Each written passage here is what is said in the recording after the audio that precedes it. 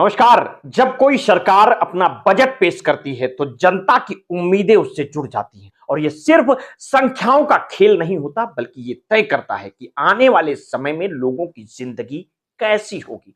उत्तर प्रदेश सरकार ने इस बार अब तक का सबसे बड़ा बजट पेश किया है जिसमें लाखों नौकरियों, इंफ्रास्ट्रक्चर, विकास और स्वास्थ्य सेवाओं में सुधार के दावे किए गए हैं। लेकिन सवाल ये उठता है कि क्या ये बजट वाकई उन बुनियादी समस्याओं को हल कर पाएगा जिनका सामना प्रदेश की जनता रोजाना कर रही है, या फिर ये भी सिर्फ कागजों पर योजनाओं का ढेर बनकर रह जाएगा। सरकार ने बजट में 92,000 सरकारी नौकरियों का वादा किया है और यह घोषणा सुनने में तो उत्साहजनक लगती है, लेकिन इससे पहले भी कई बार बड़ी संख्या में नौकरियां देने का दावा किया गया था जिसका क्रियान्वयन धीमा और जटिल साबित हुआ। बेरोजगारी की समस्या आज भी जस की तस बनी हुई है और युवा सरकारी नौकरियों के इंतजार में प्रतियोगी परीक्षाओं की लंबी कतार में खड़े हुए हैं।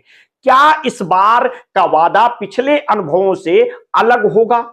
स्वास्थ्य सुविधाओं को लेकर सरकार ने बड़े बड़े दावे किए थे। 80 नए मेडिकल कॉलेज बनाने और सरकारी अस्पतालों में सुधार करने की योजनाओं का ऐलान किया गया है, लेकिन जमीनी हकीकत यह है कि प्रदेश की ग्रामीण क्षेत्रों में आज भी बुनियादी चिकित्सा सुविधाओं का अभाव है।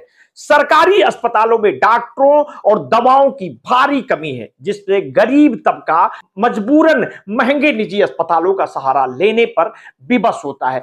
क्या ये बजट इस गंभीर समस्या को दूर करने के लिए ठोस कदम उठाएगा या फिर ये घोषणाएं भी बीते वर्षों की तरह अधूरी रह जाएंगी? में इंफ्रास्ट्रक्चर विकास को लेकर भी बड़ी बातें की गई हैं। नए एक्सप्रेसवे और हाईवे बनाने की योजनाओं का जिक्र किया गया है जिससे प्रदेश की आर्थिक प्रगति को गति देने का दावा किया जा रहा है। लेकिन जब हम देखते हैं कि विंध्य एक्सप्रेसवे जैसी परियोजनाओं के लिए मात्र 50 करोड़ रुपए आवंटित किए गए हैं तो यह स्पष्ट हो जाता है कि इन योजनाओं को पूरी तरह से अमल में लाने में कितनी मुश्किलें आ सकती हैं। कानून व्यवस्था को लेकर भी सरकार अपनी पीठ थपथपा रही है और यह दावा किया जा रहा है कि अपराधियों पर सख्त कार्रवाई हो रही है और प्रदेश में कानून का राज स्थापित किया गया है। लेकिन अगर जमीन पर देखें तो आए दिन अपराध की खबरें सुर्खियों में बनी रहती हैं। राजनीतिक हत्याएं, माफियों की दबंगई और एनकाउंटर की बढ़ती घटनाएं क्या ये साबित नहीं करती कि कानून व्यवस्था को लेकर अभी भी गंभीर सुधारों की जरूरत है?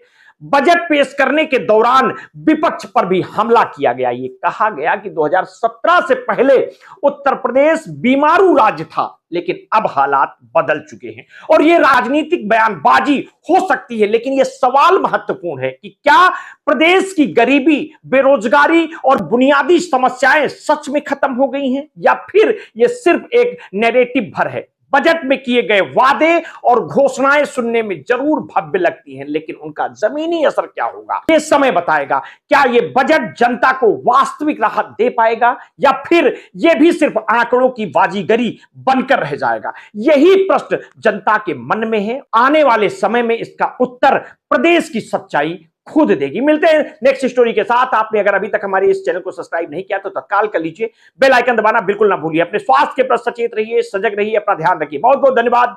साधुवाद।